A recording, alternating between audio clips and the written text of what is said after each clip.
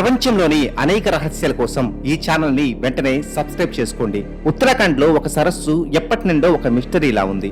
దీన్నే అస్థిపంజర సరస్సు అని కూడా పిలుస్తారు. దీన్ని 1972లో కనుగొన్నారు. ఈ సరస్సులో పూర్తిగా మంచు కరిగిపోయినప్పుడు అనేక అస్థిపంజరాలు బయటకు వచ్చాయి. మరి ఆ అస్థిపంజరాలు అక్కడికి ఎలా వెళ్ళాయన్నది ఇప్పటికీ అంతు చిక్కడం లేదు. కొంతమంది మాత్రం అవి జపాన్ సైనికుల అస్థిపంజరాలు అని చెబుతున్నారు. యుద్ధం జరిగిన సమయంలో హఠాత్తుగా వడగళ్ల వాన వచ్చి వారందరినీ తుడిచిపెట్టేసిందని చెప్తున్నారు. అది నిజమో కాదో అనేది ఇప్పటికీ తేల్చలేకపోతున్నారు.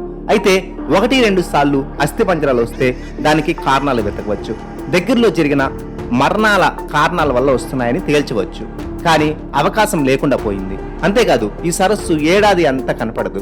సెప్టెంబర్ నుండి డిసెంబర్, జనవరి నెల వరకు పూర్తిగా మంచుతో కప్పబడి మాయమైపోతుంది. అక్కడికి వెళ్ళడానికి కూడా కుదరదు.